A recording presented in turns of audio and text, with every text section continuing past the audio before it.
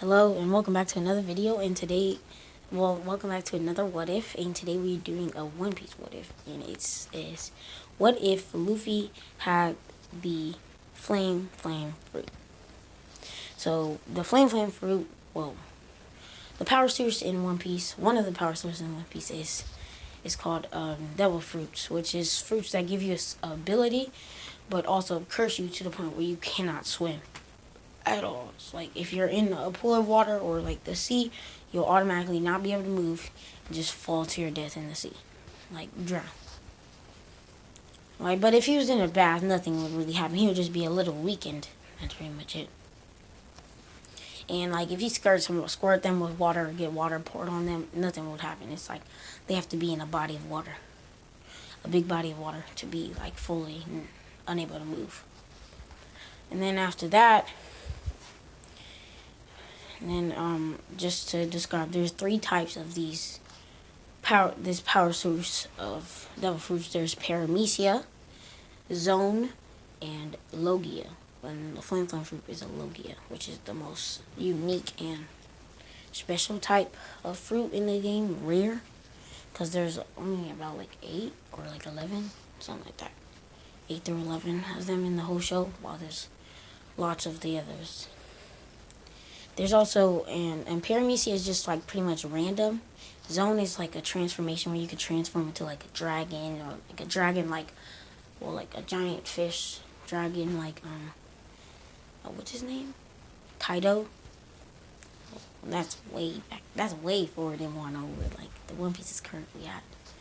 And Logia, which is special pretty much. It's like you're basically like, say if you had the lightning, the flame fruit, like in this thing, the Logia, which is a Logia, he basically is fire. His body is made out of fire pretty much, so bullets and swords won't affect him, but you can still see his physical form.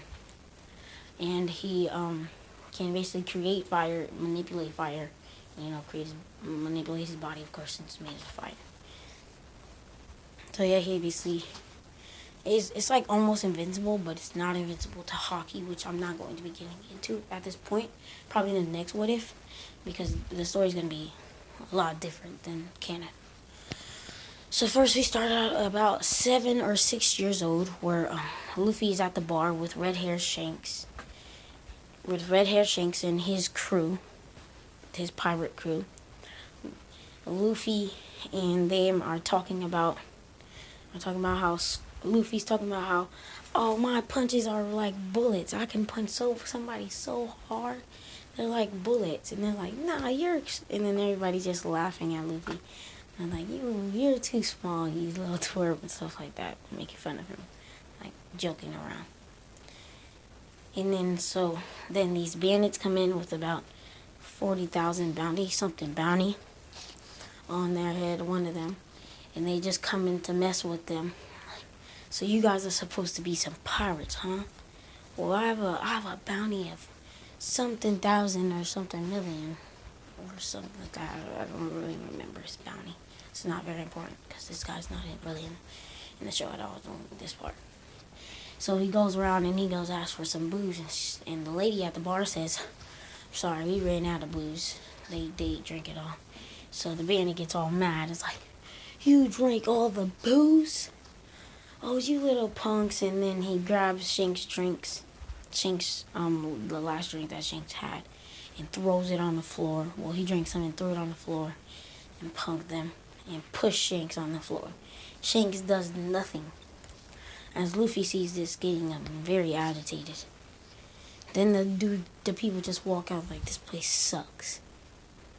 So after that, what happened was all the pirates just started laughing, including Shanks, like as if it was funny, like ha ha ha, everybody in there. And then Luffy's all confused and like, why did you do nothing? You acted like punks. Why didn't you do nothing? You let that dude come in there and try to bully y'all when you could have done something. And then Shanks was like, there was nothing to fight over about that. There was just nothing really to fight over. And anyways, we're not trying to be having the Marines our way anyways. Well, they're pirates, and pirates and marines were like, like marines will try to capture pirates because pirates are pirates. So then after that, Luffy grabs this chest, and instead of the chest having the gum fruit in it, it has the meta nomi, which is also known as the flame fruit. So Luffy grabs it, and he just eats it out of frustration. He's like, ugh, this is disgusting, and just eats it. It's like, pissed me off, all mad, eat it. It's pretty funny. He's just all mad, just eating everything. 6 or 7 years old. And then Shanks looked over and was like, what is you eating? And why are you eating it? Like, he said, I'm eating out of frustration. Yo, I'm eating out of frustration. You guys are frustrating me. Or stressing me out. And then Shanks sees what he's eating. Like, oh, Luffy, spit that out. Spit that out, Luffy. Spit it out. And Luffy's like, what? Why? And as Shanks tries to grab him, Luffy just... It's just like he tries to, he checks if he's made out of fire or not, and his hand goes right through him, and it kind of burns. Shanks' hands kind of burn. Well, Luffy can make himself physical, of course, unlike Shanks. Ace, which is Luffy's brother, but it's gonna be different.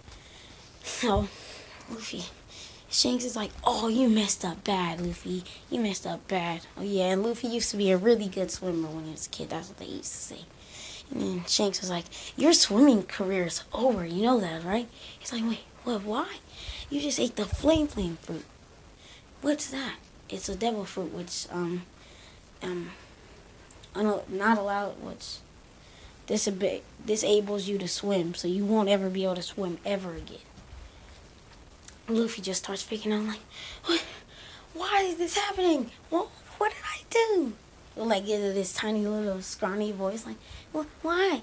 Why is this happening? Oh, like, because he's like 6 or 7, I can't make a baby voice. And then, I can, but I'm not going to do all that. So, and then, about a few days pass, Luffy isn't used to his fruit at all. Sometimes flames just pop up in his hand out of nowhere. Not really a big deal. And then Shanks is heading to the seas. And then Luffy's like, let me come on your ship. Please, just let me come. And Shanks is like, you're too young, you're too scrawny to be a pirate. And then Luffy was like, no, watch this. He's like, you're not strong enough, and you don't have a strong enough will and stuff like that. And then Luffy grabs a knife and cuts his eye, like his eyelid. As you can see in the picture, right under his eye, he has like a scar right there, and that's how he got his scar. Right before, and then Shanks sees this and is like, what are you doing? Are you stupid, kid? You could have gone blind. You could have lost an eye. And he was like, see, it doesn't hurt. Starting to tear up. He's like, oh, you're too scrawny, kid. It's okay, kid. You ain't gotta come. And then Shanks gives him the old straw hat. He said, and then Shanks tells, come back and give me this hat back when you become a strong pirate, stronger than me. Luffy was like, no, I'm coming with you. And Shanks just like, sorry, kid. And then gives him the straw hat and goes, and then Luffy goes. Not knowing this, but Shanks starts to sail away. Luffy is hidden into his ship. Like, this is not canon at all. Like, this story is going to be very different. So basically, they're sailing across seas, and then they're about way far from the island Luffy used to live on. And then they stop at this island, and Luffy comes out like, I'm free, I'm a pirate now. Shanks sees it's like, are you crazy, kid? Where did you come from? It's like, I hid in the ship because I told you I was going to be a pirate with you. And then Shanks is like, fine, you can be an apprentice. An apprentice pirate is basically what Shanks did with Gold Roger, which is, I'm not going to get into that too much, because we're just getting into the story at the moment, at One Piece is, like episode 960 something, or something like that. So basically, Luffy pops out of the barrel, kind of like in the first one, but the barrel was hidden on the ship. It wasn't in the water. He pops out of the barrel and tells Shank, I'm now a pirate with you. And then Shank is like, oh, what do we do now? This kid has come. We can't just go back. The Marines are already going to be on our tail if we go back. And so, oh yeah, in this version, Shanks didn't lose his arm. Didn't lose his arm because the bandit who came back to try to beat Luffy, his hands just went right through Luffy, as little flame show, of course. So that happened. Then Shanks came out and beat him up. Okay, Shanks got the hands, bro. Shanks don't play. Then after that, they stop at this island, and as Luffy is now an apprentice of Shanks, of the red-haired Shanks, the pirate of the red-haired pirates. I think that's what they're called. Yeah. Pirate of the red-haired pirate, the captain of the red-haired pirates. And as their crew stops at that stop, I forgot what the island was called. It started with a K. I'll give you guys updates later on because I kind of forgot what it was called. And next video. So basically what happened next was Luffy was exploring the place, very happy with a humongous smile on his face. This lets you know Luffy has not trained with his flame fruit at all because he had just gotten it, just like he just gotten it the day before. He's walking through the place and he sees a kid with green hair, short green hair. You see this picture here of Luffy. It's like a lot shorter than that, but not too much shorter than that. Just like Zoro in canon, if you've seen the show. And then after that, he sees the kid working hard with blisters on his hand, bruises on his body, training super hard with his sword, with 3 swords, 1 sword in his mouth, and 2 swords in each of his hands. And he's also doing rigorous training, lifting up humongous boulders with his hands and mouth, with rope and stick tied. He lifts them up with his hand and the biggest boulder in his mouth. So then Luffy sees this and walked up to the boy. He's like, "Why are you training so hard? Why are you training so hard by yourself?" And then the kid says, "Huh?" He says, "I have to get stronger and become the strongest swordsman ever. Just like Zoro's dream is in the future." And then Luffy says, "Hey, how about you come with me? You could be on my future pirate crew. Because right now, I'm an apprentice on the red-haired Shanks crew." Zoro confused, never hearing the red-haired Shanks name before, because I don't think he was very famous at the time. But Shanks is Shanks, so he was on Roger's crew, so you never know, because I don't think he was. And Zoro was like, "No, definitely not. I'm not leaving this place."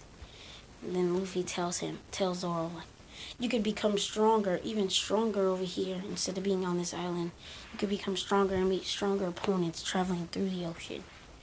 Because, Luffy a little big brain in this. He not stupid like in the other one. Luffy was dummy. He was super dumb. And then Zoro's like, "Yeah." Well, Zoro didn't want to come either. But when Luffy offered him, "You can have a sword. I'm pretty sure Red-Haired Shanks has a sword in his ship." So Zoro goes along. Zoro goes along with Luffy, like, astonished with this idea. Because Zoro doesn't have any parents. Well, he does have parents, of course, but I don't think he lived with anybody. I think he trained with, I'm not sure if he lived with the sword dojo dude who cared for him. But Luffy goes over there and tells him that he's leaving and heading on a journey across the seas to become an even stronger swordsman. Just to say, they're really young at the moment. They're young. So the dude thinks this is a pretty stupid idea, thinking how young he is and if he even got permission. And then Luffy was like, "It's okay, I have my ways." Because, Luffy's a little smart aleck. So, yeah, so they head to the ship before Shanks and the crew get in there. He hides Zoro on the ship and himself. Well, he doesn't hide himself. He just hides Zoro on the ship, give him some food, and puts Zoro inside of a barrel. So it's about time for Shanks to head to the seas. And, of course, Shanks gets on the boat and they start sailing. Of course not Shanks. He's the captain. He's not the navigator. And then Luffy goes talk to Shanks. He's like, you have to start training me since I'm an apprentice. And Shanks is like, yeah, I will one day, but you just need to wait. Because I'm not training you yet. Did you want to just barge onto people's ship like that? And then they're about halfway into the sea, and Zoro just jumps up the barrel. I'm like, yes, I'm ready to become a swordsman. And then Shanks sees that, and he's like, Luffy, who is this? Luffy's like, oh, my future swordsman for my crew. Shanks just looks at Luffy with a big like a big frown, like angriness. He's like, you idiot! It's like kidnapping. He's like, no, Zoro got his own permission, and besides, he don't live with his parents. He doesn't even know his parents. Shanks is still astonished at the idea, but can't do nothing about it since they're fleeing from the Navy, of course.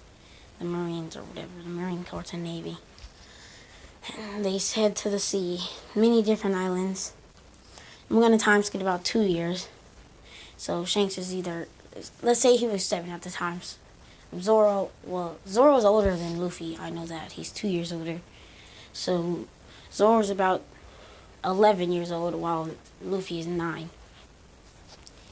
Luffy has trained with his fruit for a while, a long time, since it's been 2 years.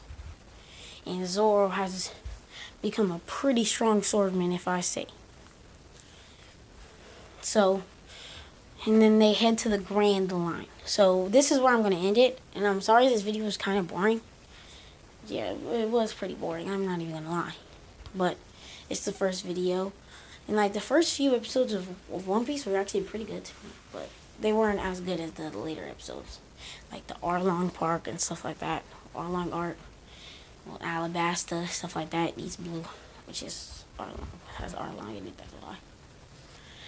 So yeah, just to clarify, Zoro uses the 3-sword style in the show the whole time. Well, at the beginning when he was a child, he started off with 1 sword, and he was good, but he wasn't good enough to beat that one girl.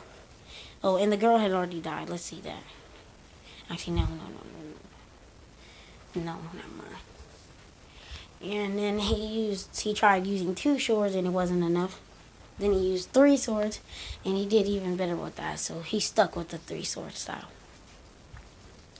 Just wanted to say this is the first video, so it won't be as good as the later on videos. And I'm still going to be continuing What If Izuku Midoriya had a quirk. But this is not going to be the only what if. So, I'm going to have to say, peace out. Oh yeah. Also, make sure you subscribe and like the video. And hit that notification bell if you do.